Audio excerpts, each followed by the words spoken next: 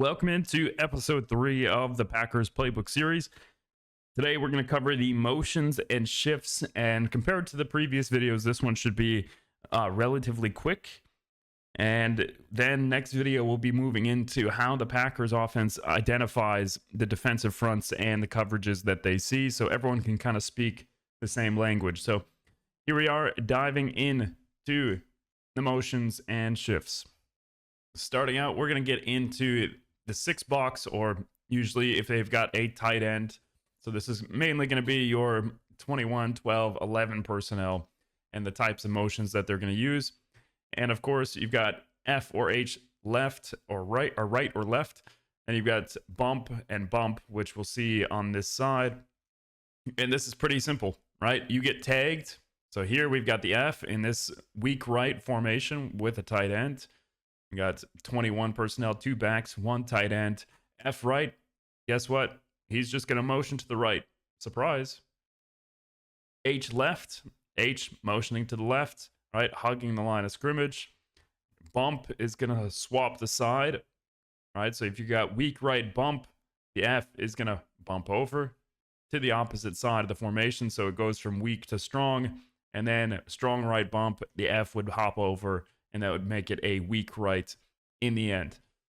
Then you've got, of course, the I right bump. Now, depending on where this play is going, you imagine they're doing a counter. They're pulling the GT on the left side, right? Left guard, left tackle. They're doing a counter. Maybe he would bump here to the left because he would have to pick up one of these defenders on the left side as those linemen pull. So the F has to know, depending on the play, what motion or which side he's going to bump to. And then same thing for the backs. Halfback knows where to start and end up by play, so they have to know their playbook. I need to bump over to this side, so I need to line up opposite of that. And on the other side, we've got Hay, Hacks, Foy, Fox, and Home, right? The way that they set it up is with the end letter. It's telling them what side they need to go to. Right, usually the Y and the X are going to be on opposite sides, depending on the formation. Y in 21 personnel is obviously going to be on the call side. So here you've got West right with the Y on the right and Hey. So guess what? The H is going to be going to the side of the Y. Right, they're going to become the farthest outside receiver on the strong side. Now, if it was called Hacks, you can see here, opposite side going towards the side of the X. Right, furthest, the number 1 receiver on the outside. And then same thing with Foy and Fox. It is just telling the F to do that motion. So it's the stuff that they would generally use in 21 personnel, just to motion the F and the H, which are usually going to be lined up in the backfield. And then you've got F home. So maybe we got a 2 tight end set, and the F is that second tight end. And you actually want to come back into the I formation. So you would start out trio right, F home, and you get him back into this I formation with a close split on the outside. So you can show spread at first and then bring him back inside to set up your run game. Now into the receiver motions. It is pretty self-explanatory for most of these. Again, it's pretty simple. Right, left. Right, Z right, he's motioning to the right. Y left, right, he's going to start on the line. He's got to shift, right, so he's got to sit down here and stop. The Z is going to be going onto the line, and then he's got to motion across to the left. We also have righty and lefty, right? So again, it's going to tell you the direction, right or left, but instead, they're called to an outside alignment.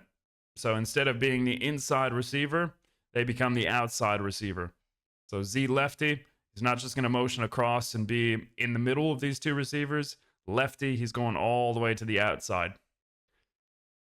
Then you've got short, which is telling him to have a short motion, believe it or not, right? They're going to be outside of that second receiver. So they still are the number 1 receiver in a concept, but they are outside of that number 2.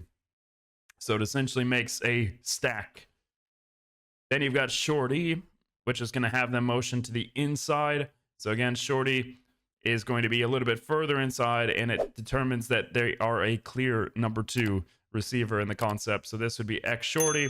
Obviously, whichever receiver is going to be motioning, which we'll see here on the next motion, which is a counter, right? Counter motion, you motion across and then you bring yourself back to where you started. If you are tagged, right? So this is the Y. If the Y is tagged, he cannot be on the ball, right? So 11 personnel, Y motions, the Y starts off the ball in gun. That means the other player that's on the call side has to be on the ball. Then you've got Z-Mo, strong right close. So Z-Mo means they're going to start opposite of their alignment, right? So the final formation, it says finish in the final formation. They're going to finish in strong right close. So the shift happens before the formation. And you can see that Z-Mo, he's just going to line up in the slot opposite and then motion into the final formation of strong right close. So you can see the difference between a motion after the formation is set, dice right X shorty, and a shift to get into the final formation of Z-Mo strong right close. Then we've just got a couple more. We've got fly, right? They're just going to be flying behind the quarterback. You can see the black line is where that ball should be snapped, right? So this is generally going to be your jet sweeps where they've got a short motion and then flying behind the quarterback, usually taking either a handoff or a fake handoff. You've got a behind motion, obviously going behind the QB and automatically going into a swing. Same thing for the running back.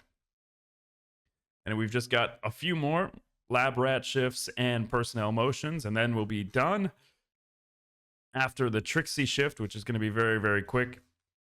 But again, same principle, Z right, left, Z short, Z counter, Z mo.